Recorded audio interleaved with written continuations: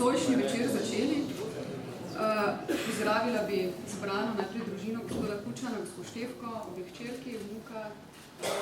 Pozdravila bi vse sodelavce, sopotnike, politične sopotnike gospoda Kučana. Pozdravila bi družino, družinske prijatelje, sodelavce, sopotnike gospoda Boža Repeta, avtorja današnje knjige, ki jo bomo predstavili. Za uvod naj povem, da je knjiga težka. Kot so mi povedali, jo je stehtal profesionalec, matematik Geza Vogrinčič in ima 2150 gramov porodne teže. Gospod Vogrinčič pravi, da to ni teža, ampak da gre za maso. Vem, da je dr. Božo Repet to knjigo pisal precej let, z njo se je praktično začel ukvarjati že sredi 90-ih in je za uvod vprašala Božo, zakaj si se v bistvu lotil pisanja te knjige, odkot ideja, zakaj je ta knjiga nastala? Ja, dobro večer tudi z moje strani, taka udeležba, ki me pogleda veseli, tudi ne da vse druge. Ideja za to knjigo je nastala v času, ko sem se sam intenzivno ukvarjal z raziskovanjem osamosvojitve Slovenije, organizacijskih procesov in razpada Jugoslavije. In seveda je bilo nekako logično, da napišem tudi knjigo o Milanu Kučanu. On je takrat končeval prvi mandat. V tistem času je šlo več mojih knjig na to temo, nekaj v Sloveniji, nekaj v tujini, v Združenih državah Amerike, eno v Slavkostu. No, on je takrat končeval svoj prvi mandat in sprva ni nameraval kandidirati, potem se je drugače odločil zaradi družbenih okoliščin v Sloveniji in ne bi se počinilo nekako logično, da ko zgodovina piše knjigo še aktivnem predsedniku. Tako da je potem zadeva malce, ne bom rekel zastala, jaz sem več čas seveda zgledal gradivo, ampak je pač prišla z nekim zaostankom, da tako rečem. Od novembra je knjiga v javnosti. Gospod predsednik, vprašanje za vas. Vaši politični sopotniki bolj kot ne pišejo spomine zlasti tisti, ki so aktivno politiko zapustili, pa tudi tisti, ki so aktivno še v politiki. Vi ste pred časom dejali, nikoli se ne bom umaknil iz politike, to je vendarle nek del vsakega človeka, vsak človek na nek način aktivno v politiki tako ali drugače. Zakaj vi kot predsednik ne pišete spomine? Najprej, dober večer, vsem skupaj. Hvala, da ste prišli, lepo vas je videti. V tej knjigi je seveda tudi del zgodovine, ki ste vi ustvarjali in dr. Repena se je tako lepo vse skupaj pospravil zgodovino. Tako da upam, da se dobro počutite. Zakaj ne pišem spomine? Za spomine je treba si vzeti čas, imeti izostren spomin in predvsem pisati spomine o stvarih, ki so se zgodile, tako kot so se zgodile, ne tako kot je to običaj zlasti v Sloveniji, ko gre za spominsko literaturo, da se spomini uporabljajo za to, da se prevrednoti vloga, ki so jo posamezniki imeli v preteklosti tako, kot želijo, da se ta vloga vidi danes. In nisem prepričan, da sam ne bi zapadel te izkušnjave, da se raj ne podajam na polje, kjer bi me ta izkušnjava znala dotikati. Sem pa seveda dr. Repetu hvaležen, da se je lotil te knjige, čeprav takrat, ko je bilo govora o njej, si nisem predstavljal, da bo takšna, kot je, ne samo po teži, ampak tudi po izgledu. Zato, ker v glavnem piše o obdobju novejše slovenske zgodovine kot zgodovinar, ker piše o razmerah in času,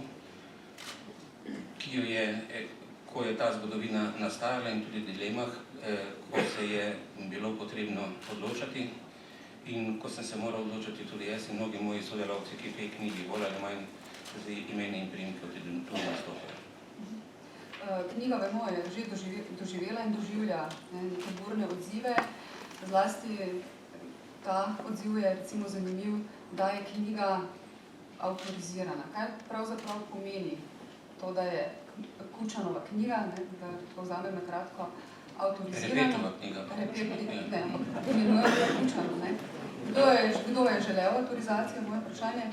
In ali to pomeni, Božo, da si ti, ne vem, tipkal oziroma držal svinčnik in pisal po nareku, vi, gospod predsednik, ste pa narekovali, ne vem, ali je bila vloga obratna? No, ne rečem jaz. Moj namen je res to knjigo, da prvega predsednika pospravim v zgodovino. Zdaj, ali mi bo uspelo, to bomo še videli po reakcijah, katerih bi rekel, da ne ravno. Vsaj za enkrat.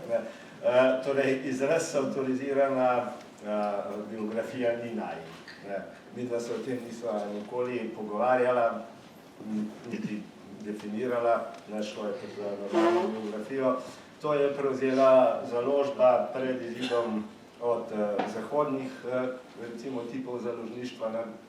Ne pomeni pa nič drugega kot to, da je izšla z Kučanovim soglasjem. Ker kot veste, povsod izhajajo tudi v Sloveniji različne knjige o pomembnih ljudeh in na to ne morejo nič vplivati. Zato se založbe skušajo pač zavarovati s tem, da dobijo to soglasje in dajo neki knjigi verodostojnost. Jaz sem že večkrat rekel v teh dneh in tudi napisal, da pač predsednik ni Pierce Brosnan v neki vlogi fiktivnega Tonija Blaira, niti jaz nisem njegov pisec tega. Res pa je, da v tisti knjigi oba umreta, tako da upam, da me to ne bo dočakalo, čeprav sem na neki menda objektivni novi televiziji videl, da je nekdo pripravljen dati 500 evrov za pogreb. Skupaj ali posamezno? To pa ni definirano. Mogo sebe tudi definirano, tako da ostaje odprto. Ampak, Božo, predsednika, kot je rekel sam, naj bi si pospravil v zgodovino in me zanima zdaj, ker gre za neko zgodovinsko delo, za kakšno obliko gre, za znanstveno delo, biografijo, smo slišali avtorizirano biografijo s tem vsem predpisanim znanstvenim aparatom, kaj si izbira, kje si črpal, ali gre za to neko, ne vem, prikrito autobiografijo, glede na to, da, kot vemo, ko si ogledamo knjigo, si črpal tudi iz osebnih dnevnikov. Ja, no, ta knjiga gotovo ne bi mogla nastati brez gradiv, ki mi jih je dal Kučan na razpolago. Knjiga temelji sicer tudi na javnih knjigih, ki sem jih jaz uporabljal tudi za druga svoja dela, torej na arhivih iz Arhiva Republike Slovenije, nekdanje skupščine oziroma parlamenta, vlade, predsedstva in tako naprej. Velik del pa temelji na osebnem arhivu. En del se sicer tukaj podvaja, ker je shranjenih v njegovem osebnem arhivu tudi so shranjene tudi kopije gradiv, ki so v drugih. Velik del pa ne, gre za njegove osebne zabeležke, ki jih je pisal vaš čas in ki jih je izjemno težko prebirati, če lahko to priznam. Gre za njegove dnevnike in celo vrsto drugih gradiv. Gre tudi, kot sem že omenil, med drugim za rokovnik njegove tajnice, Marine Doličar-Filipini, ki ga je zelo skrbno pisala, tako da tudi to, sem že enkrat rekel, ga praktično lahko zgodovino sledi od ure do ure. Torej, tudi to sem že povedal enkrat, lahko bi povedal, da je Kučan še v zobozdravniku, v 20 letih pa najbolj še štetka. Zdaj vprašanje, se bi težko ločiti od, recimo, osebnega dnevnika in ga predati zgodovinarju? No, to ni bila ravno velika dilema, bolj je bilo vprašanje, kaj iz tega dnevnika je za objavo, glede na to, da so ljudje pač še živi. In o živih ljudeh mi je bilo zmeraj težko govoriti in sem bolj za svojo dušo napisal takrat, ko sem je pač zdelo, da se je v kakšnem dnevu zgodilo nekaj, kar mi je tako ali drugače se zdelo pomembno, ali me je prizadelo, ali pa je prizadelo koga drugega. Ampak v knjigi sami bi rekel še tole, da ne bi Božo dobil mojega pristanka, torej, da piše knjigo tudi na podlagi pogovorov z menoj, če seveda ne bi vedel, da gre za resno delo, če ne bi poznal njegovih knjig. In po moje tudi do zdaj še zmeraj najboljše knjige o slovenski osamosvojitvi, ki ima naslov Jutri je nov dan. Seveda, to knjigo je mogoče brati na različne načine, odvisno od tega, kje človek stoji danes, kje je stal nekoč, koliko pozna preteklost, koliko lahko služi to tudi kot neko izhodišče za prihodnost. Nikakor pa seveda, čeprav nočem to polemizirati z nikomer, v tej knjigi ne vidim, da je to bajka o dobrem človeku iz Prekmurja. Je pač takšna, kot je, poskus objektivizacije tudi moje vloge v času in prostoru, ki ga knjiga zajema. Verjamem pa, da bi mnogi radi videli, da bi bila napisana balada o hudobnem palčku iz Murgel. In nekaj te vrste knjig je napisanih ni prva. In kot sem pač prebral, zadnjič se eden od teh piscev te bodoče balade trudi, čeprav pravi nerad, da bi takšno balado tudi spisal. Pri tem seveda mu bo lahko v pomoč tisto predhodno balado ali balade, ki so jih drugi že spisali in ki izhajajo tudi vsak teden v ponedeljkih in četrtkih v slovenskem časnikarskem prostoru. No, vprašanje, ki se meni zastavlja, ko sem listala po knjigi, je bilo v bistvu vzpostavitev distance. Božo, vem, bil si sodelavec predsednika Kučana v njegovih določenih obdobjih. Tudi ne skrivaš simpatij do njega. V zaključku poveš, da bo morda nekdo nekoč napisal takšno knjigo z več distance, a da se bo s tem izgubil duh časa in ozadja, ki jih lahko pozna samo nekdo, ki je Kučanov sopotnik.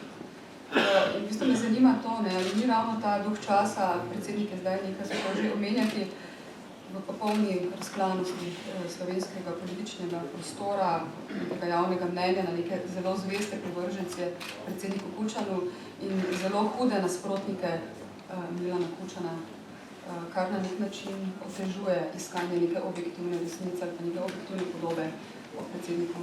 Ja, tukaj je pravzaprav več vprašanj. Najprej bi rekel, ta knjiga je napisana po zgodovinopisnih standardih na osnovi dostopnih gradiv, številnih intervjujev in ni prav nič drugačna, kot bi jo napisal kakšen drug moj kolega na Zahodu. Razlika je mogoče v tem, da sem se jaz moral bistveno bolj potruditi z nekimi dokazovanji, tam, kjer to niti ne bi bilo potrebno, ampak tako je pač slovenska stvarnost. Kar zadeva distanco, o tem so v zgodovinopisju različna mnenja. Kje naj bi to distanco postavljali. To ne zadeva sedaj samo biografije, ampak nasplošno zgodovino. Nekateri postavljajo precej daleč nazaj, drugi, jaz sem tudi med njimi, zagovarjamo stališče, da je treba obdelovati zgodovino praktično do današnjega dne z zgodovinopisnimi metodami. Ker drugače je obdelani kdo drug, kako jo obdeluje, smo pa že nekaj slišali. Torej, to je gotovo eno izhodišče, po katerem se jaz ravnam tudi pri drugih delih. Osnovni problem je vedno vprašanje dostopnosti virov. In tukaj viri so bili dostopni. Na nek način v veliki meri bi lahko rekel, vsaj za precejšen del te knjige, so bili zaključeni tudi zgodovinski procesi. Nekateri pa pač še niso, ampak to ne more biti ovira za pisanje. In s tem sem predvsem mislil, da bo nekdo delal morda drugačno oceno. Predvsem seveda upam, da v okviru neke zgodovinopisne razprave in ne politične. Ta knjiga bo čez 20 let ali 30, ko bo pač nek politik šel ven iz politike, bo običajno zgodovinopisno delo. Sedaj zaradi enega politika in vsega, kar je okrog njega, to pač še ni. V tem je ves problem. Drugače bi pa rekel še to, v zvezi s tem vprašanjem distance, da če odmislite političnost dogajanja, torej ne dogajanja, ampak političnost interpretacije o knjigi, potem ostane razprava o tem, kaj je pravilno ocenjeno, kaj je narobe ocenjeno, ki je, recimo, jaz nisem zadosti globoko posegel v vire in podobne stvari. Taka razprava se bo začela, se je tudi že kar zadeva v stroki, na tisto drugo so pa pač dnevne politične komentarji, ki vsaj znam imajo tem. Ampak ta knjiga ne more biti razumljena zgolj kot neka zgodovinska knjiga, ampak je tudi zelo aktualna na nek način, ne? Zaradi tega, ker seveda se moramo vprašati, kaj je pravzaprav tista vrednost, ki jo ta knjiga prinaša, ne? Meni, ko sem jo pregledovala, se mi je zdelo, da je tisto, kar prinaša tisti pogled ali pa tista interpretacija novodobnega zgodovinskega dogajanja v Sloveniji, ki je doslej v Sloveniji umanjkala.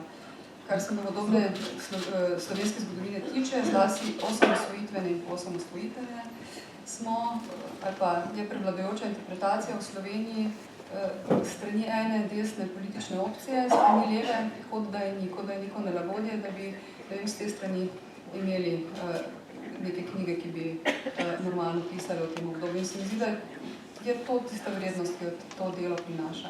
Gospod predsednik, glede na to, da ste vi kot nek objekt in tudi razlagalec, se pojavljate v tej knjigi, kako bi komentirali? Kako bi ocenili delo dr. Peta? Moje stališče, ko je govora o osamosvojitvi, je, da je junak slovenske osamosvojitve slovenski narod. Če ne bi bilo te enotnosti, ki je bila izražena na plebiscitu decembra 90, potem osamosvojitve ne bi bilo. Če bi bil plebiscit opredelitev enega dela Slovencev proti drugemu delu Slovencev, tako kot je bilo v začetku tudi mišljeno, potem seveda mora biti bi bil izid pozitiven, ampak gotovo ne tako velik, ki bi bil prepričljiv potem za nekdanjo našo skupno domovino Jugoslavijo in še manj prepričljiv za mednarodno javnost, ki v osamosvojitvi Slovenije in razpadanju Jugoslavije ni bila naklonjena. To seveda ne pomeni, da so posamezniki imeli tudi velike vloge, pomembne vloge v nastajanju tega procesa, v načrtovanju tega procesa, ampak najprej so morali razmere dozoreti zato, da je lahko do plebiscita in do osamosvojitve prišlo.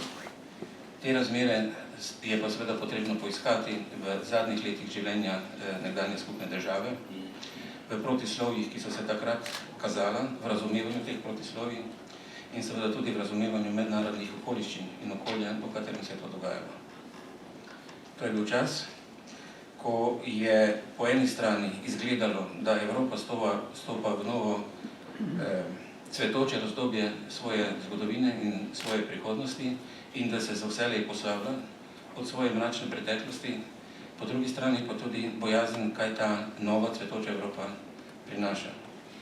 Bojazen pred razpadom Jugoslavije, negotovost, ali to lahko vpliva na razpad veliko večje države, to je takratne Sovjetske zveze, ki je takrat bila pravzaprav predmet razpravljanj in bojazni, kaj pomeni socialna bomba, ki bi jo lahko pomenilo odprtje meja po odrušitvi Berlinskega zidu in kaj bi pomenila bojazen pred realnim orožjem, to je pred atomsko oborožitvijo, ki jo je imela Sovjetska zveza in ki je bila seveda, to orožje, ki je bilo naveščeno pravzaprav po celem ozemlju, zlasti pa seveda na mejah z Zahodom tudi v Ukrajini.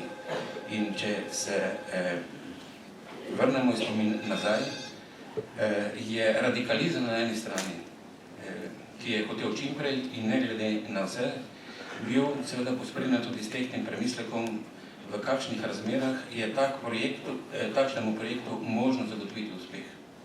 In od to tudi rezerve, da s hotenjem in z radikalnostjo ne bomo prišli do uspeha. In to se je pokazalo potem v razpravi o tem, kakšen naj bo kvorum zakona o plebiscitu, kvorum, ki bo prepričljiv tudi za mednarodno javnost in ki bo pozneje prepričljiv argument v borbi za mednarodno priznanje Slovenije. In drugič, da je za uspeh plebiscita, torej odločitve državljanov in državljank Slovenije, nujno potrebno, da imajo občutek, da je politika glede tega poenotena. In zato je tudi prišlo do sporazuma vseh takratnih političnih strank. Ideja je pravzaprav bila ideja Spomenke Hribar. Jaz sem seveda to zelo podpiral, pa ne samo jaz, da je prišlo do sporazuma strank, ki so se s tem sporazumom zavezale, da skupaj nosijo odgovornost za uspeh plebiscita in bodo tudi skupaj nosili odgovornost za morebitni neuspeh. In po drugi strani, da se nobena od teh strank ne bo pripisovala zaslug za uspeh referenduma. No, ta sporazum je veljal do plebiscita in tudi potem do konca vojne za Slovenijo, potem je pa seveda ta enotnost razvodenela v prepirih o zaslugah o tem, kdo je bil za osamosvojitev in kdo ni bil za osamosvojitev. In to seveda moje stališče, da je enak slovensko osamosvojitev slovensko ljudstvo. V bistvu knjiga prinaša, čez en teden, 6. 12. bo obletnica tega podpisa strank. Sem najprej vprašala, je bila bitka za to, da ste v bistvu na nek način vi sodelovali pri tem kompromisu strankarskem huda. Vem, da so bili glavni nasprotniki, če se ne motim, z SNS in LDS, ti so najbolj težili pri kvorumu. Pri tem, se pravi, v višini kvoruma na listi. Takrat se je pač vsak odločil na podlagi svojega pogleda v razmere, kakršne so bile in kako je v teh razmerah možno zagotoviti uspeh. In jaz ne morem nikogar obtožiti, bodisi, da je preveč radikaliziral, bodisi, da je zaviral stvari, veliko razprave, bile so ponočne razprave. Vem, da na eni je sedel zraven mene dr. Rupel in je rekel, mislim, da je bila ura nekaj čez polnoč, je rekel, občudujem, je rekel, tvojo trmo, da ustrajaš, je rekel, jaz grem domov. In to ni bil edini večer.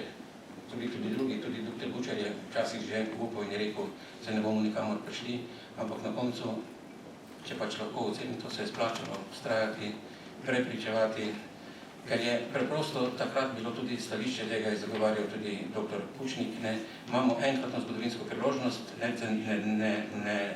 cincajmo, bežimo in kar bo pa bo. Ampak mislim, da političen premislek odgovoren le ne more biti ta, kar bo pa bo.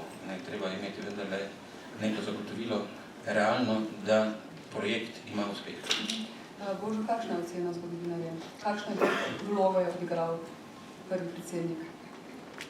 Gotovo je koordiniral ta proces. To seveda terja daljšo razlago, se je v knjigi pojasnilo. Zadeva je bila taka, kot je že povedal, izhodišče osamosvojitve je bilo sprva mišljeno kot strankarski projekt. In v tem času on ni mogel najti prave vloge. To je to prvo obdobje osamosvojitve. Šele ko je, čeprav so se znotraj predsedstva, ki je bilo pluralno sestavljeno, dokaj hitro dogovorili. In tudi oba druga člana predsedstva, torej Plut in Oman, nista tam bila neka klasična predstavnika, recimo, Demesa. Zlasti Plut, pa tudi Oman se je temu kar hitro prilagodil. Torej, predsedstvo je funkcioniralo, ampak predsedstvo je bilo v očeh zmagovite politike pravzaprav nekakšen tujek v samem političnem sistemu in še posebej pač zaradi pretežno leve usmeritve. Tako da prava faza, v kateri je prišel do izraza njegov politični talent, je bil potem, ko je prišlo nekako do spoznanja, da to ne more biti strankarski, ampak vse nacionalni projekti, ko so se začeli iskati rešitve, kako to na optimalen način izpeljati. To je prva faza in druga pomembna faza so potem pogajanja na Brioni. Brez tega bi se Slovenija ostala v nekem vojnem ali polvojnem stanju, v nekem nedorečenem, nedefiniranem statusu delane države Evropske skupnosti, bi se od tega odvrnile. Se imamo povsem jasno predstavil, kako funkcionirajo danes, da ne govorimo o tem, kako nemočne in nesposobne so bile v nadaljevanju vojne. Tako da to je bilo pač edino, vsaj jaz tako vidim, edino okno, da smo izšli iz te vojne nulije. Tudi jaz se strinjam s tem, da najbrž bi bila lahko osamosvojitev izpeljana tudi drugače, ampak zagotovo bi bila izpeljana z mnogimi stotinami ali tisoči žrtev. Tega se pa najbrž nihče ni želel. Saj tudi ne verjamem, da ljudje, ki so glasovali na plebiscitu za neodvisno in samostojno Slovenijo, da so imeli v mislih vojno. Jaz mislim, da se v resnici večina ljudi vojni hotela izogniti. Vse to obdobje osamosvajanja, to obdobje je bilo na nek način vrhunec politične karijere. Skratka, meni je nek znan bivši od LDS-ovcev dejal, da je v bistvu vlogo, ki jo je predsednik Kučan odigral ves ta čas, skratka, ko se je enkrat odločil, da pač je za osamosvojitev, za plebiscit, do same osamosvojitve, do razglasitve države, potem 6 mesecev kasneje, da je bila to vloga, ki jo je izpeljal briljantno, ta vloga ga je postavila v nesporno avtoriteto, postal je voditelj imena LDS-ovca, ne bom povedala. Ja, jaz bi se strinjal s tem, da je to gotovo njegovo najpomembnejše obdobje. Čeprav seveda tudi tisto obdobje prej, obdobje prehoda iz enostrankarskega v večstrankarski sistem, je zame skoraj ravno tako povedano. Ker te stvari izpeljati v nekem trikotniku med domačo opozicijo in njenimi zahtevami, z razmerami znotraj stranke in z razmerami v Jugoslaviji, zlasti z vlogo JLA, to ni bilo enostavno. Zato je bilo treba kar precej, bi rekel, neke politične spretnosti.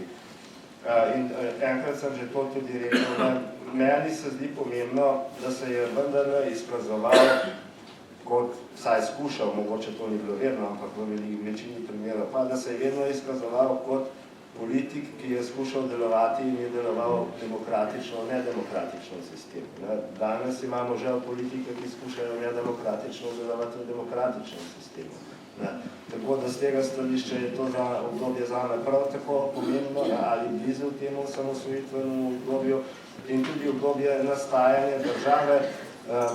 Veste, ko sem jaz pisal to knjigo, sem pravzaprav moral se potruditi in napisati tudi en vsaj tak splošen pregled, se je tudi je v knjigi, pa sem ga objavil že v različnih člankih, tudi v tujini, nek splošen pregled tega obdobja, prvega osamosvojitvenega obdobja, ker tega prej v zgodovinopisnem smislu ni bilo.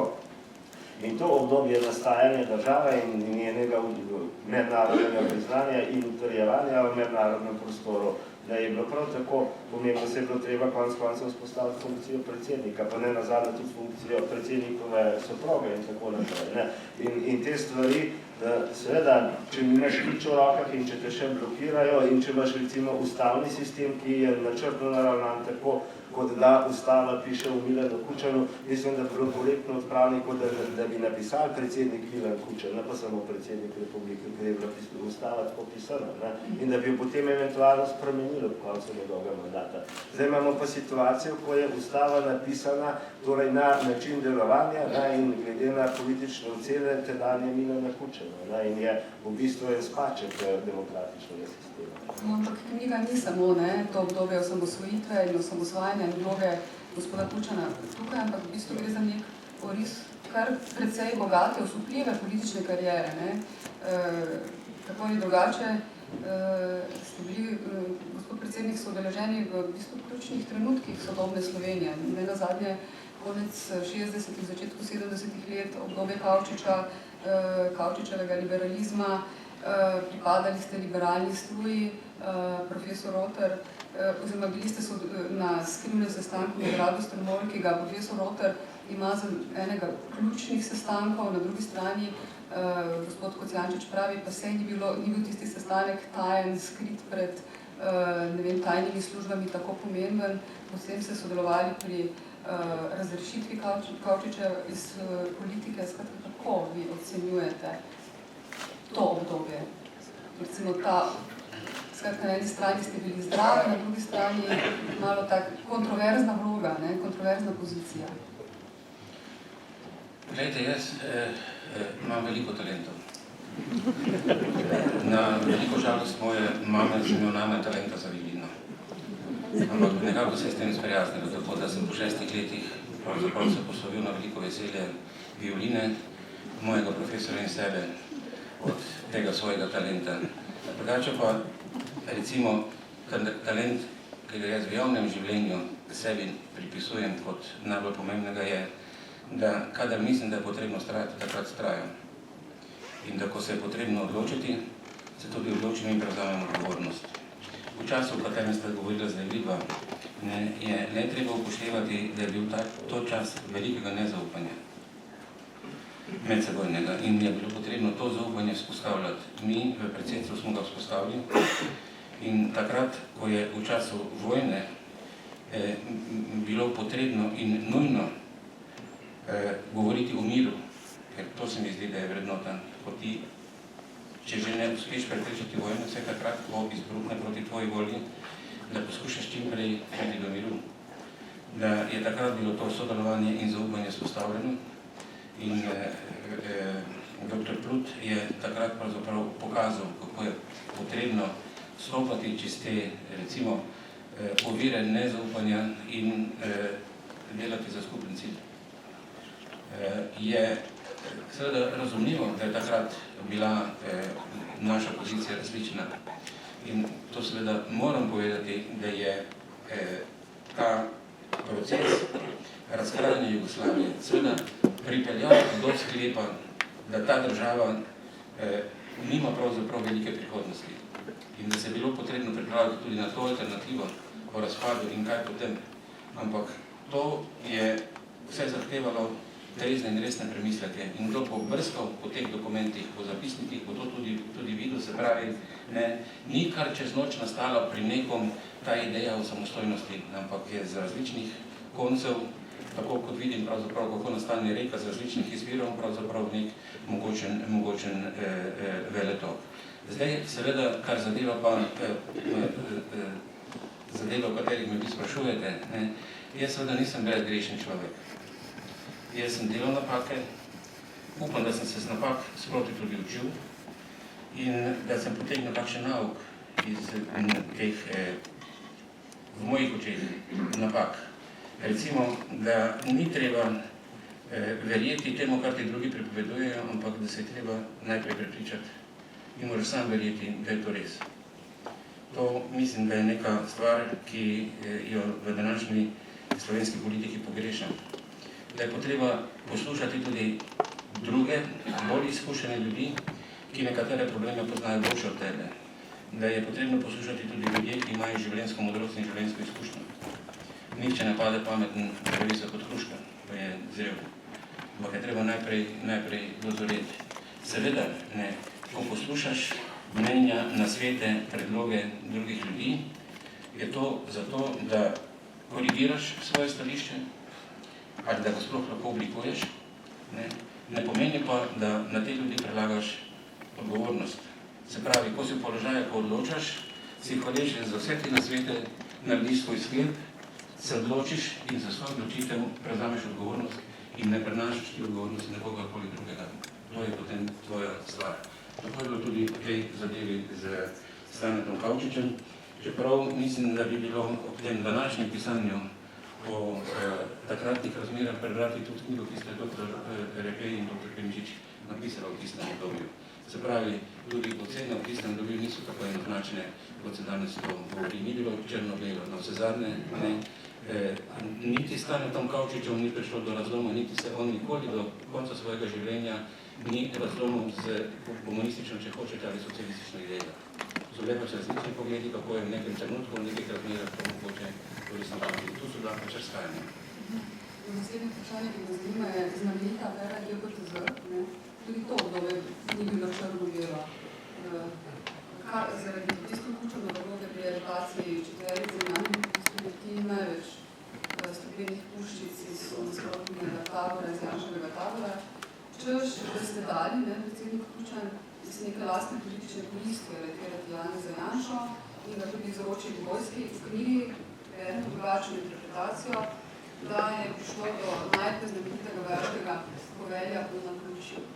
Možno ti sem vedno to vse raziskal, kako je dejansko to bilo in morda gospod Kučan tudi dodali še te zrani.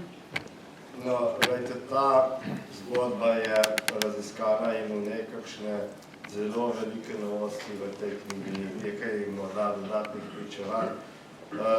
To stvar so preiskovale 4 parlamentarne komisije, v njej je bilo napisanih veliko del.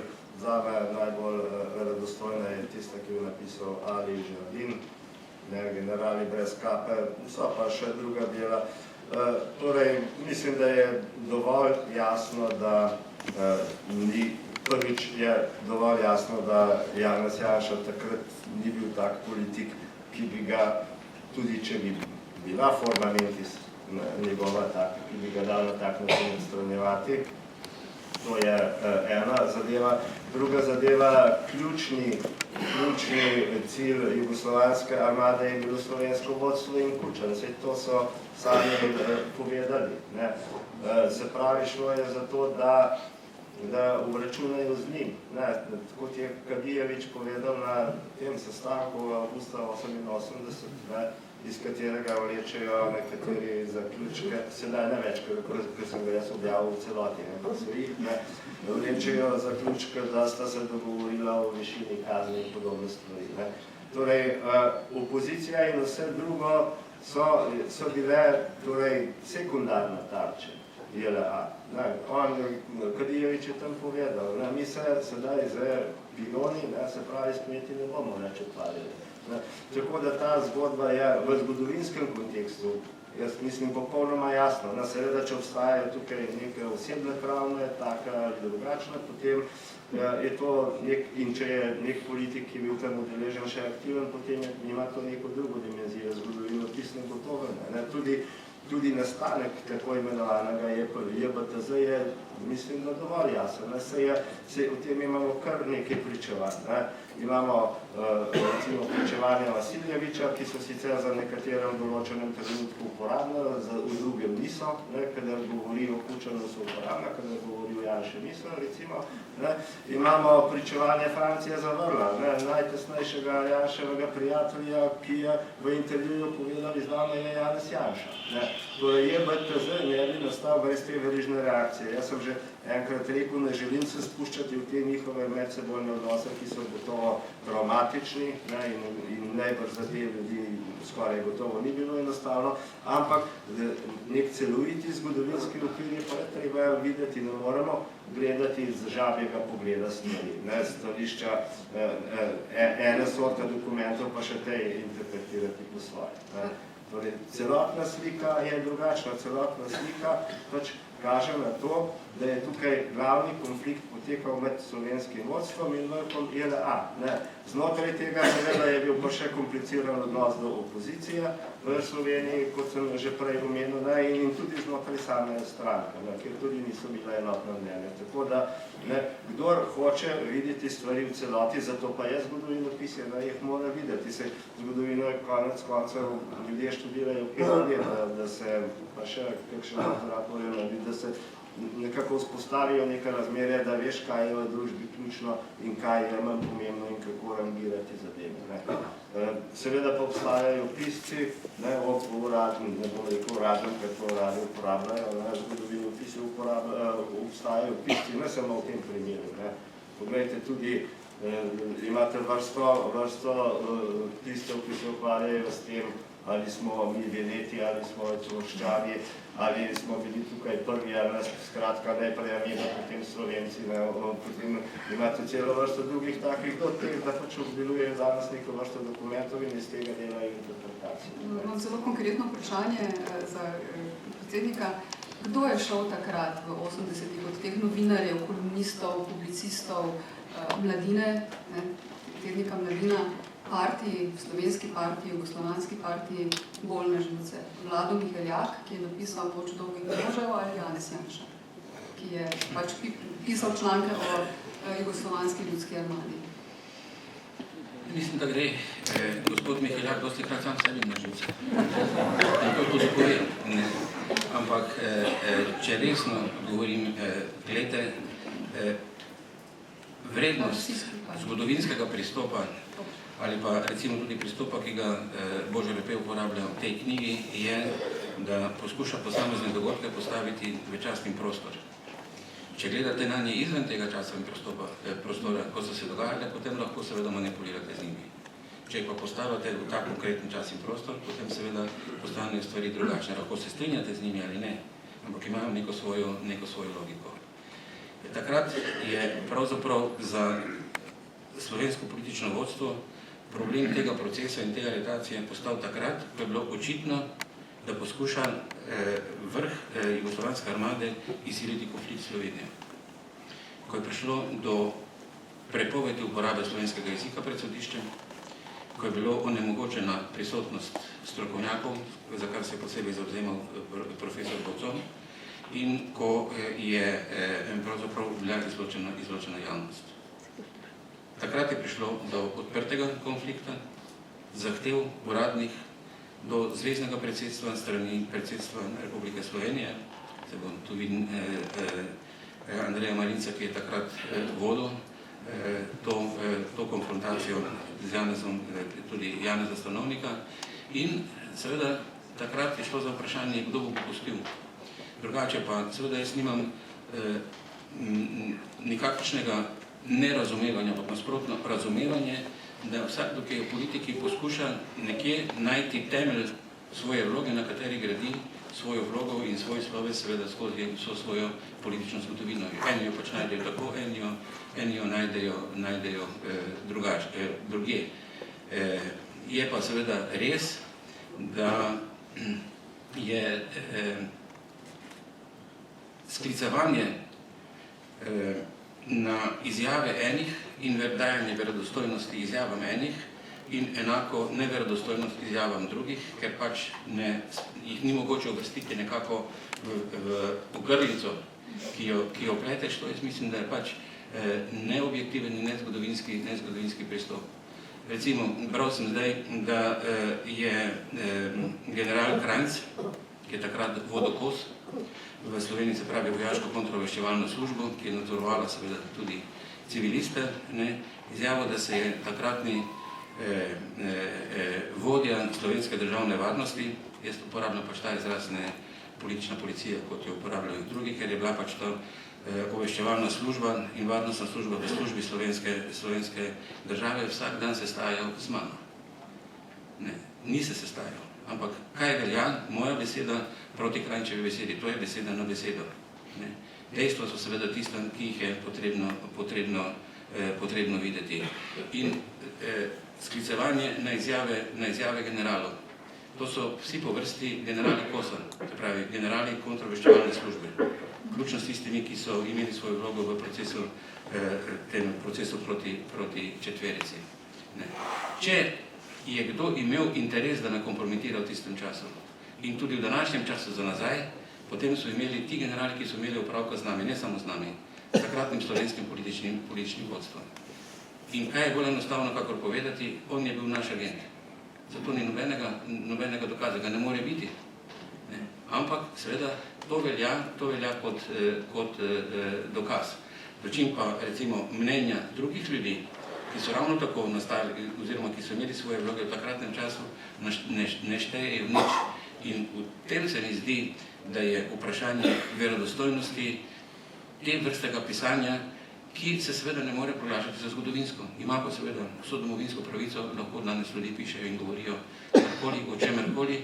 Razen seveda se mi zdi nekoliko poniglavo, da se lahko o posameznih ljudeh govori skrajno poniževalno, da ne uporabim še kakšnega drugega izraza za to, da se postavlja na drugi strani veličina drugih. Ampak to v tej knjigi seveda ni mogoče očitati, ker vsaj kolikor imam jaz spominov, ko sem jo bral, v tistih delih, ki zadevajo mene in kjer mi je prosil seveda doktor Repej tudi za to, če so korektne, tega seveda tam v tej knjigi ni mogoče najti. To je zdaj odgovor Igorju Omerzi, ki ugotavlja, kaj v knjigi ni, če sem prav razumela njegov članek v Reporterju, ki je šel ta teden, češ da objavlja namreč podatki, ki se je pojavil v enem intervjuju v začetku januarja 1995, ki vam očita, da ste v času, ko ste v Mariboru leta 1967 služili vojaški rok, sodelovali z vojaško protiobveščevalno službo KOS in bili celo zadolženi za spremljanje nekega rekruta. Zakaj? Mislim, v čem je to, da objavljajo to zdaj, glede na to, da je bil intervju? Poglejte, to, česa v knjigi vse ni, o tem seveda lahko razpravljamo na neskončnost. Bom prišel tudi do tega. Marjan Zlobec je napisal, da ni kulture, da nisem pokazal Kučana kot človeka kulture, na katerih vse prireditve je bil in tako naprej. Najbrž mi zameri tudi Živadinov, ker nisem zapisal tvojih ocen o njegovih delih. To je res. Ni tudi športa. In lahko mi bo kakšen Olimpij Inferno čital, zakaj nisem tega popisal. In morda se bo v Planinskem mestniku pojavilo, zakaj nisem napisal, kolikokrat je preplezal severno steno.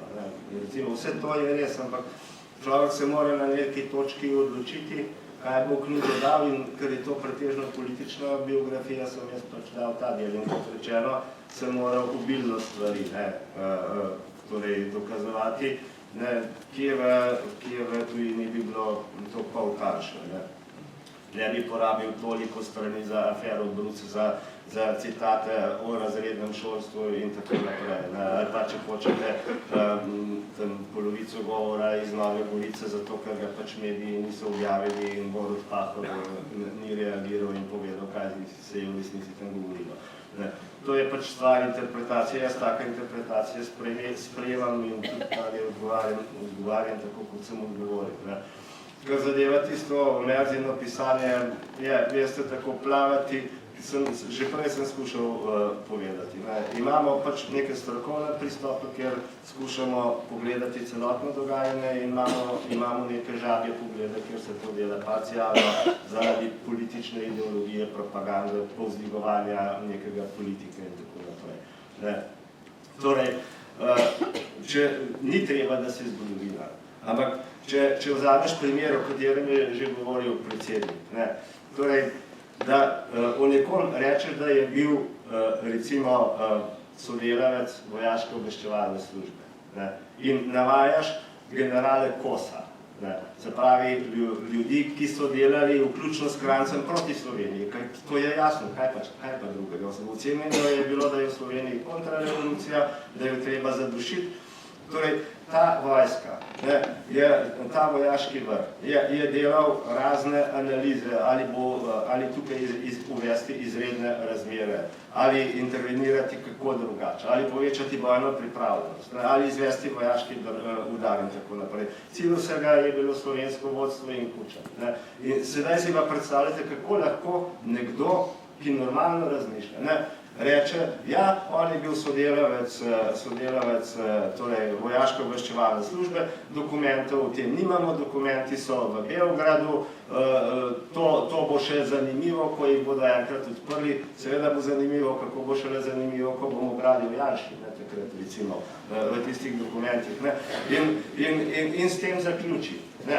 Torej, zakaj se je pa vojska trudila potem z vsemi temi scenariji? Če bi lahko Kadljevič prinesel dokument in rekel, evo, druže Milene, ovako sutračevo biti v narodnoj armiji in v politici, ti pa sad kao što hočeš. Mislim, dajte, no, to ne more biti stvar neke racionalne razprave, da je en zgodovinski prostor. Ampak vso to obdobje, zlasti predsedniška obdobja, predsedniške mandate, gospod predsednik zaznamuje ta antagonizem ali pa ta odnos z prvakom SDS-a Janezom Janšo. Kdaj je prišlo do spora, ker kolikor vemo, v času osamosvojitve ste izjemno dobro sodelovali. Zakaj je do tega sploh prišlo? V času vojne sta bila pravzaprav tudi dva pristopa.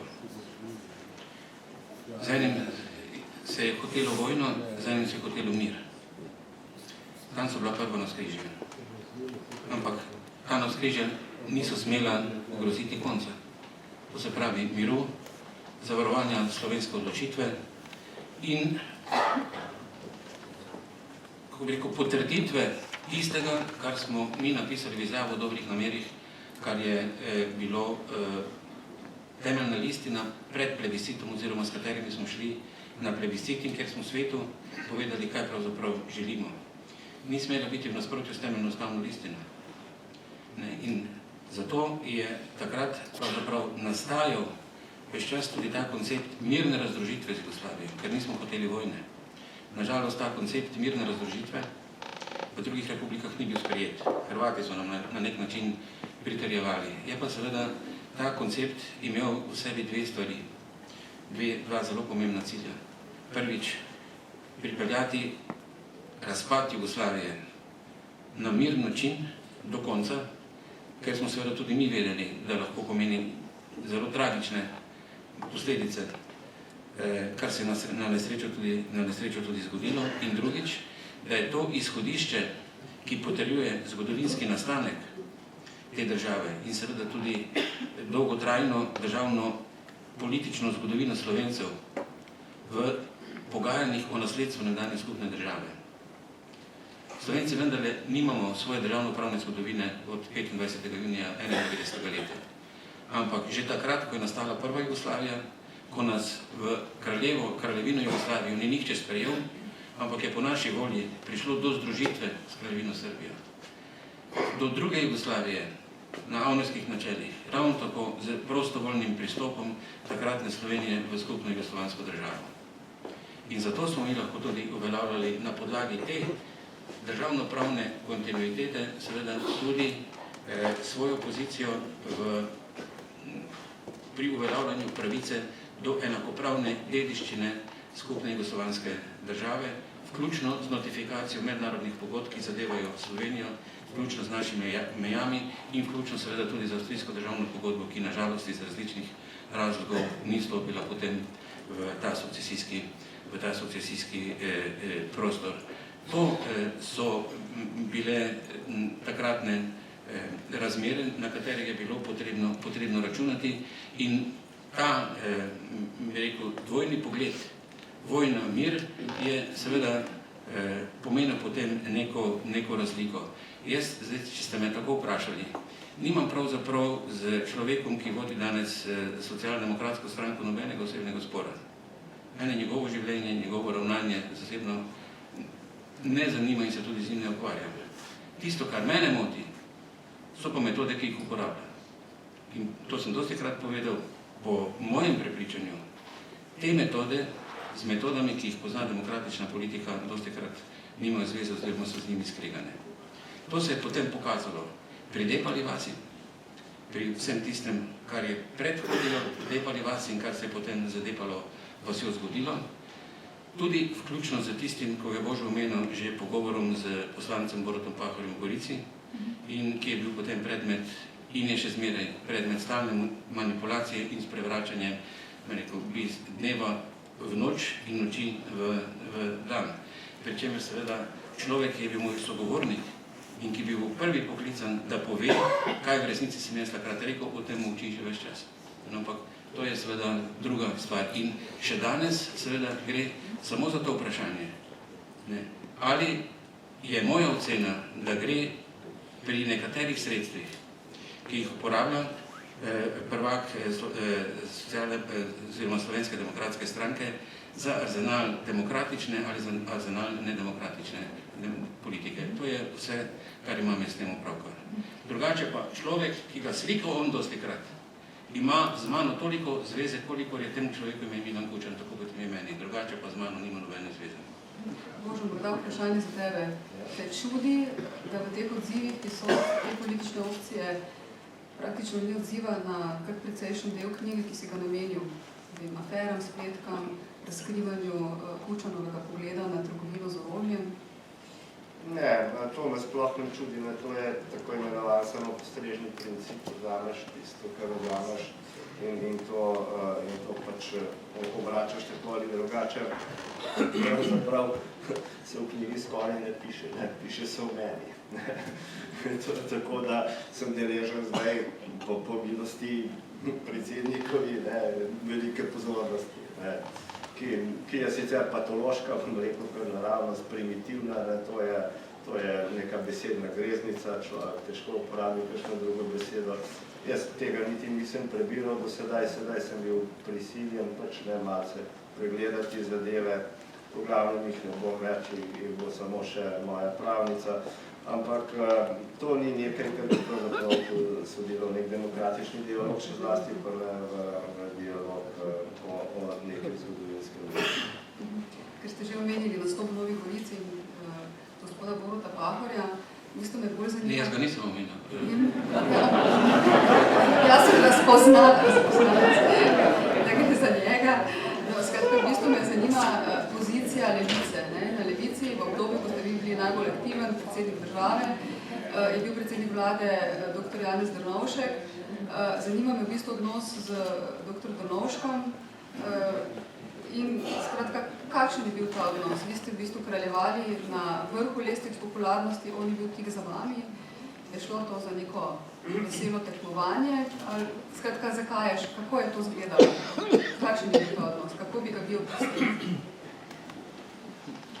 No, najprej na te lestvice popularnosti se nisem jaz sam postavljal.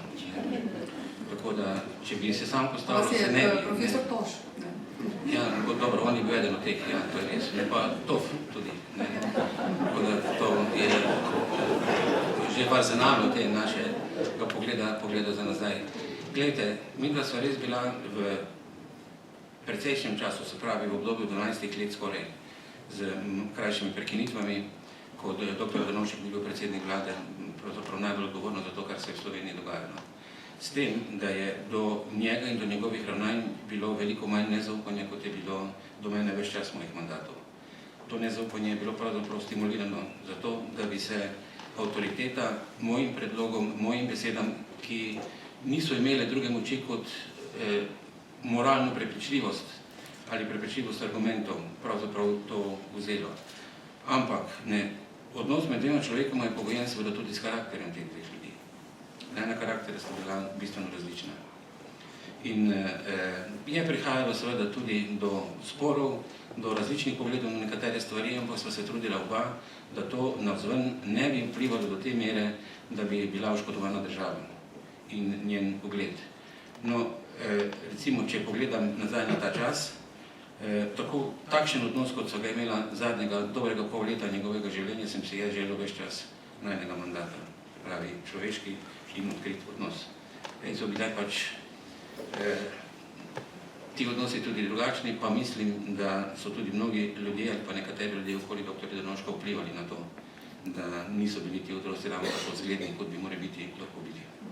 Kako vi občutite v bistvu nekaj, kar ste v pripravah na ta naš pogovor ocenili kot neko levo stigmo, skratka, da na nek način imajo levičarji, zlasti pa LDS-ovci nekdanji, ki so se razkropili po različnih strankah, da so imeli, kot da so občutili neko nelagodje, če bi se morali sklicevati na vas, če bi se morali opredeljevati o vas. Je to izhajalo iz tega, da je bil pač Drnovšek predsednik njihove stranke, vlade in tako naprej, ker ta problem ima v bistvu levičar še na nek način danes, kot da je malo nerodno. No, pa se ne gre samo za bivše LDS-ovce. Oni so bili največja skupina, gre tudi za recimo jaz. Ne, gledajte, jaz sem imel veliko sodelavcev, ali pa sem z veliko ljudmi sodeloval, pravzaprav več čas tega svojega obdobja, še zlasti, ko sem prišel iz Beograda, se pravi zadnja 4 leta življenja Jugoslavije. Pač v takšnih dolgih letih sodelovanja se stke neko tovarištvo, ki dostikrat temelji tudi na interesih in na pričakovanju, da je te interese v takšni spregi ali takšni tovarišiji možno resničiti. Ko se pač razmere spremenijo in ko ljudje ugotovijo, da teh interesov, ki se na novo oblikujejo, ni mogoče uresničiti, se pač obrnejo drugam. To se mi zdi, da je človeško čisto razumljivo. Je pa seveda stigma nad Kučanom danes velik uspeh te desne politike, če hočete SDS-a. In ljudje se enostavno bojijo sodelovati z menoj, se tudi srečevati z menoj, tisti, ki so nekoč bili moji dobri tovariši, da ne rečem prijatelji. Zakaj? To seveda ni vprašanje zame, jaz imam na to odgovor in čisto nič ne zamerim. Ampak mislim, da je to, če se smemo uporabiti izraz, neka velika prevara, ki je del Slovencev tudi naseda. Govor o Murglah, o hobotnici, o Kučanovem klanu, o fantomskem forumu 21, to so hote vržene stvari v ta slovenski javni politični prostor. In ljudje, ki govorijo o tem strahotnem omrežju in tem strahotnem ozadju, o stricih iz ozadja in tako naprej, seveda vedo, da to ni res. Saj na vse zadnje je ta stranka imela en 4-letni vladni mandat, imela je 1-letni vladni mandat kasneje, ko je razpolagala z vsemi mehanizmi državne represije, z obveščevalnimi službami, z sodišči, s tožilstvi, z komisijami, s preiskovalnimi komisijami in tako naprej. pa bi lahko takrat ukrepala, če bi to bilo res. Se takšnega človeka se moraš bati, takšnega človeka treba spraviti za rešetke, če vse to počne, kar oni govorijo. In to jaz mislim, da je ta hotena prevara in me tudi to ne moti. Moti me pa, če rečem drugače, skrbi me, da takšen del Slovencev tej prevari tudi naseda. Sej enkrat, mogoče, ko bo čez mnoga leta možen pogled nazaj, se bodo ljudje spraševali, ja pa kaj je bilo s tem človekom, mislim, da smo pustili, da je vse to počel in kot je zdaj napisano v nekem članku, je pravzaprav skupaj z Repetusom in pa največja škodljica te države. Če to res seveda je potrebno takoj reagirati. Varnostna grožnja. Varnostna grožnja so bili, ja. Tako da, če imate knjige s sabo, se lahko zbudi, da vam ne bodo vzeli ta znanje, če vam napisano. Knjige za orožje, ne, in to zelo zame do besed. No, ker imamo pogovor o knjigi, bi jaz predlagala, da še kakšno vprašanje postavite tudi v publiki. Imam sicer še nekaj aktualnih vprašanj za predsednika za konec, ampak najprej, po moje bi bilo pametno, da vidimo še kakšno vprašanje. Če želi še kdo kaj vprašati? Aha, tamle, vidim, zdaj ne vem, če je možno mikrofon. Ja. Ali pa kar...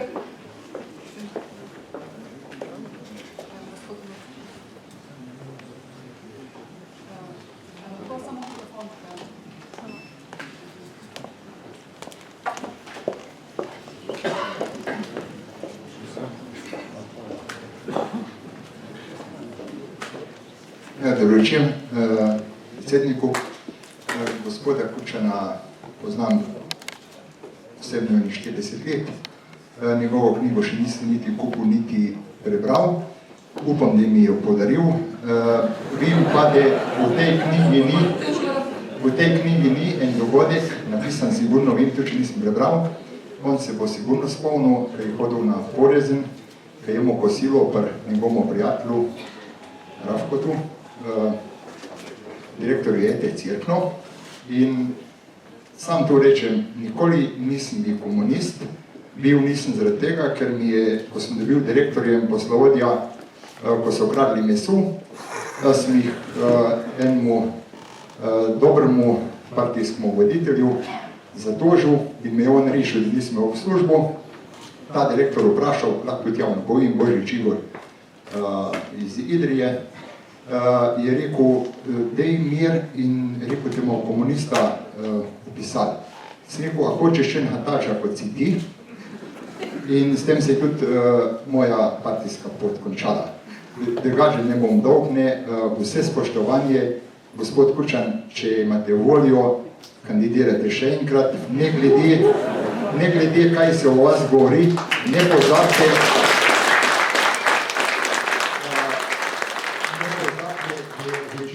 Slovencev vam še zmeri zaupa, če ne bi bil tokrat izvoljen.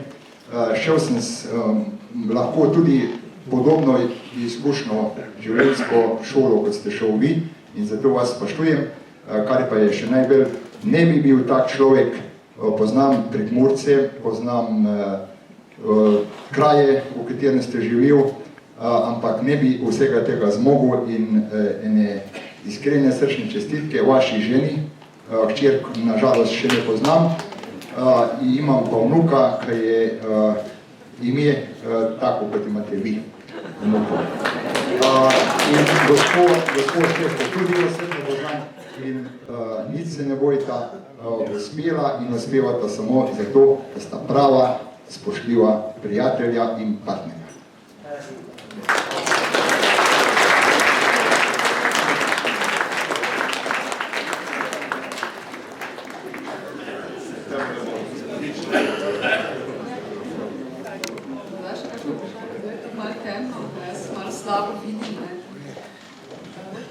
Če ne imam seveda jaz vsaj še 2-3 vprašanji. Najprej, v bistvu bi šla na zelo aktualne zadeve. Gospod predsednik, pred enim tednom ste na naši televiziji dali, na nacionalni televiziji dali intervju kolegici Kseniji Horvat in ste na nek način ocenjevali sedanjo aktualno v bistvu dogajanje v svetu. Dejali ste, da je begunska kriza neuspeh politike, evropske politike, slovenske politike. Zakaj takšna ocena? Kaj menite o tej problematiki? Če že omenjate ta intervju, moram reči, da sem užival. Sem v podobnih mesecih ali letih pripuščen na pa ne zaradi tega, ampak zaradi sogovornice, ki mi je seveda spraševala te stvari in moram najprej povedati, da sem naredil napako. Ker nisem končal svojega odgovora in sicer sem govoril tam v zvezi z Vilensko izjavo, da se je ta preplet ali trda diskusija tam med dr. Denoškom, dr. Ruplom in menoj odvijala v zvezi z Vilensko izjavo. V resnici je bilo to 17. novembra 2002 v Pragi tik pred sprejetjem Slovenije v NATO pakt. Nanašal se pa nek dokument, ki je bil sprejet v Varšavi na sestanku predsednikov 10-terice držav, ki so čakali na sprejem v Evropsko unijo. Vilenska izjava je bila pa podpisana šele februarja naslednjega leta, tako da se upravičujem tudi dr. Ruplu za to zamenjavo, oziroma da nisem končal odgovora do konca natančno in seveda takšne nenatančno se lahko potem povzročijo nehotene nesporazume. Zdaj, seveda, zakaj sem rekel, da je to neuspeh politike? Poglejte,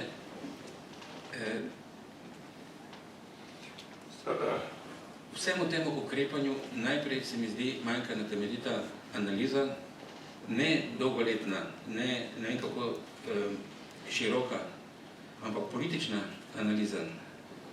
Zakaj je v nekem trenutku šlo do tako množičnega vala beguncev iz taborišč v Libanonu in Turčiji preko Grčije in preko Sredozemskega morja v Evropo? Kaj se je zgodilo? Nekatere stvari je bilo možno predvideti.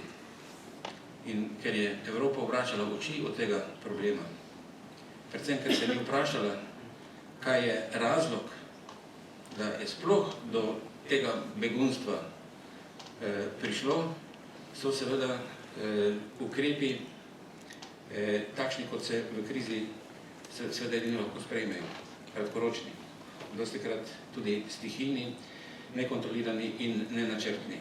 Če bi pa pogledali, kje je seveda razlog za to, potem bi se mogli vprašati, kaj je Evropa in kaj tudi Zahod počel na Bližnjem vzhodu.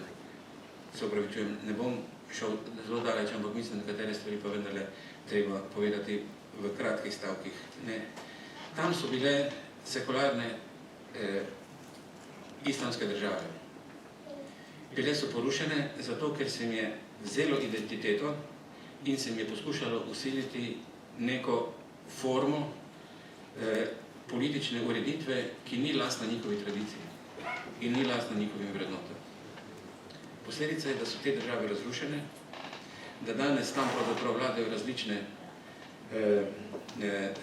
skrajnostne milice, garde, če hočete, skratka, da države kot take ne obstojijo in ne funkcionirajo. In to je mnoge ljudi seveda pognalo z njihovih mišk, ki jih tudi niso imeli več.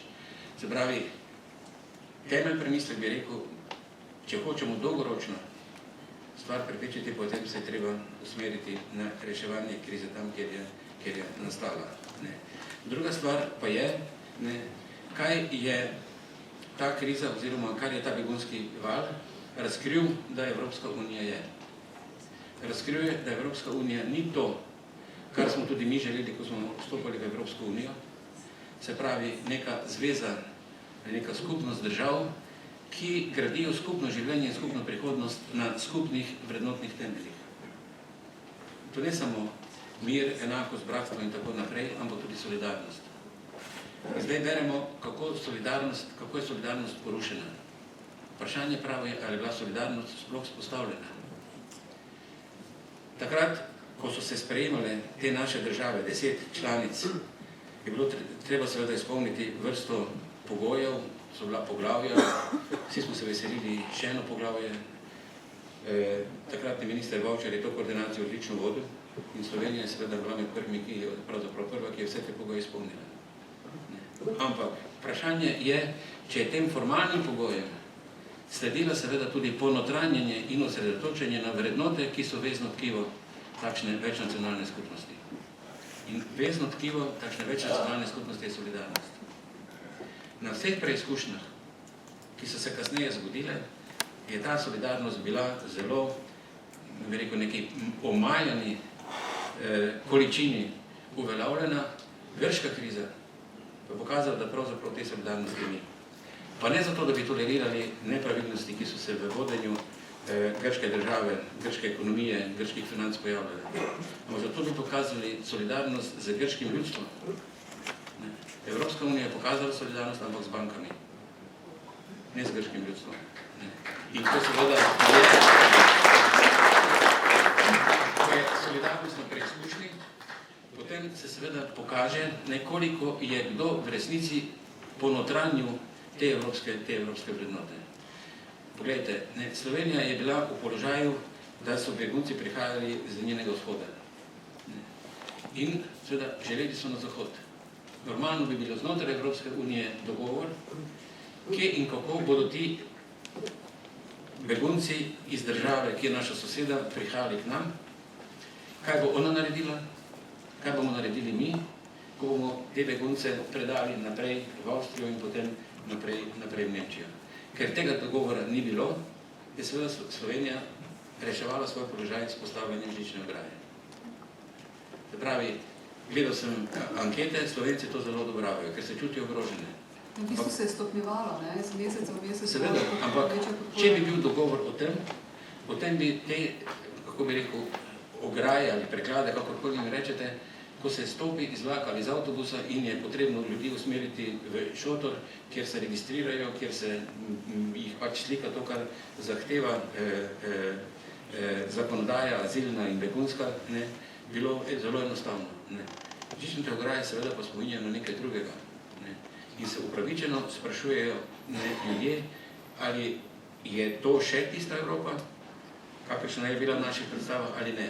In to jaz razumem, ampak ko se začnejo politiki spraševati o tem in dvomiti, da je mogoče ohraniti takšno Evropo, takrat me pa seveda stvari začenjajo skrbeti. In tu jaz mislim, da je potrebno postaviti pravo vprašanje. Če je Slovenija tista država, ki varuje zunanjo šengensko mejo Evropske unije, pomeni, da varuje interes vse Evropske unije, potem morajo te države pokazati solidarnost Slovenije. In to ne na besedah, s policijo, z materialnimi sredstvi, z denarjem, zdravili, z hrano in tako naprej. In dokler se ni zgodilo to v Franciji, kar se je zgodila ta tragedija, ki nažalost ima tudi neko negativno posledico, da se zdaj begunce in teroriste enači, upam, da to ne bo pač prevladalo, toliko časa je vsakdo pač razmišljal o tem, kako bo varoval svoj prostor. In tu so države višegrajske, tu so baltske države, ki so rekle, mi beguncev nočemo. Jaz se sprašujem, kakšna je potem bila ocena, da so vse te države, ki so rekle ne, mi tega ne maramo, bile spoznane kot zrele za to, da so sprejeli članstvo v Evropski uniji. Ker preizkušnje bodo še, lahko da bo prišlo tudi do vojnih konfliktov in kako bo solidarnost potem. Tako da zato jaz mislim, da je neuspeh politike, ker se nismo znali sosedje med seboj sporazumeti in ker se Evropska unija v Bruslju ni znala sporazumeti o tem, kako bo pravzaprav stvar reševala. In tako na koncu pravzaprav izgleda, da je tista, ki je pravzaprav najbolj solidarna, Nemčija. Kaj pa pozicija naše vlade? Verjetno smo premajhni, kljub temu, da smo pač sprejeli, skoraj 260-270 tisoč beguncev. Skratka, verjetno je bil manevrski prostor vlade, ne bom upravičevala šibek, kako, majhen. Zakaj? Jaz recimo sedanji vlade nič ne zavidam, da je vlada, ker mora reševati vrsto problemov. Lahko je deliti na svete, težko je bi seveda prevzeti odgovornost. In če seveda ni mogoče bilo tega problema reševati kot evropskega problema, potem, kot sem rekel, se vsakdo rešuje na svoj način. Ampak tudi, če sprejemaš v krizi krizne ukrepe, moraš vendarle vedeti, kaj je tvoj dolgoročni cilj. Če je nevarnost, da te ograje v Evropi postanejo stalnica, ker jih je veliko lažje postaviti kot odstraniti, potem seveda je nekaj, kar nas mora vse skupaj zelo skrbeti in ne samo vlado. Čeprav seveda sem sam slišal enega kmeta, ki je rekel, zapnem svoj traktor, pa potegnem to ograjo, pa je ni več. Se pravi, fizično se da ograje hitro odstraniti, ne? Ampak ograje, ki bodo nastale v naših glavah, ne, teh se ne bo dalo odstraniti. In če pogledate Evropo danes, prav z vidika funkcioniranja v tem problemu, vidite, da so v naših glavah še zmeraj ostale ograje in meje.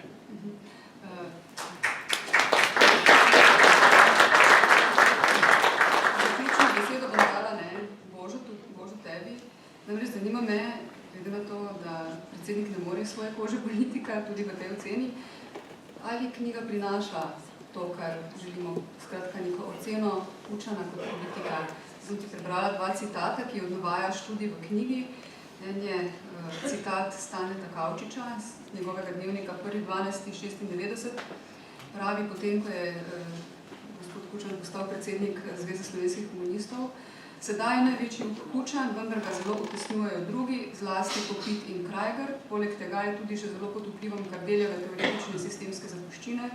To je sploh njegova največja slabost, je torej bolj taktik kot strateg, bolj analitik in predavatelj, kot voditelj in tribun. Stane Kavčič. Potem je bil pa Bučar Jevrek, ki pa je zelo velikokrat in pogosto citiran, ki pravi okrog osamosvojitve, če bi bili vsi kot Kučan, se nikoli ne bi osamosvojili, ampak brez takega Kučana, kot je bil, se pa tudi osamosvojili ne bi.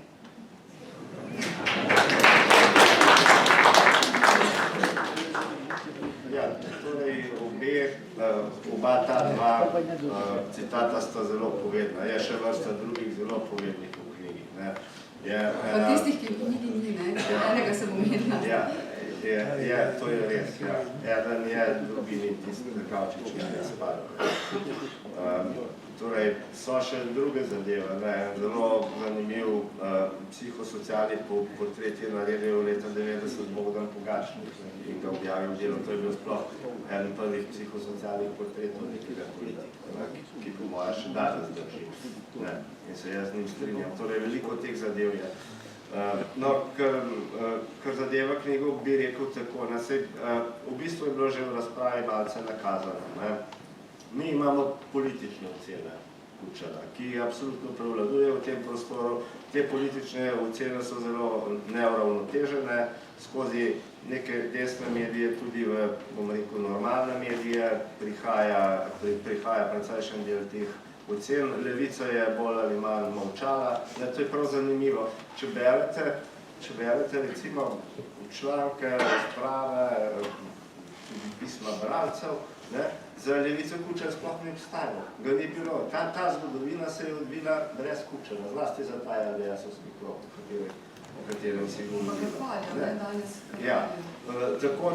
Tako da, če gledate teh 20 let, recimo skozi tisk in skozi vse, je zelo neuravnotežena podoba. Moj cilj ni bil, da bi sedaj nekaj uravnoteževal, to dela nacionalka, pa jim noče skakati vzeti. Mi moramo, da smo zavezani do uravnoteževanja. Hočem reči, jaz sem napisal neko zgodovinsko knjigo, ki bo, dokler ne bo napisana, boljša prevladujoča. Tako pač je. Če bo kdo napisal boljšo, hvala Bogu, jaz s tem nimam nobenih težav, sem navajen na konkurencu tukaj in v tujini, bo to super. Dokler pa ne, bo pa ta, jaz upam in tako kot kažejo stvari, tako tudi bo vzpostavila nek tak, v narekovajih, normalen pogled. In zato sem tudi na začetku rekel, da me veseli, da ga skušam upokojiti. Torej, objema, Božo, hvala tebi, da si napisal knjigo in da si nam jo predstavil. Gospod predsednik, hvala vam, da ste se pustili biti objekt te knjige in da vas je Božo pospravil v zgodovino. Upam, da še ne povsem, ampak bomo videli. Vam, vsi, ki ste prišli, oba sta na voljo za podpisovanje knjige. Mislim, da so organizatorji tam pripravili eno mizico, ki se bo dalo knjigo tudi podpisati in bosta jo oba avtorizirala. Skratka, bo to zares avtorizirana knjiga, strani avtorja in strani objekta. Ampak pa diktorali, če je izpod.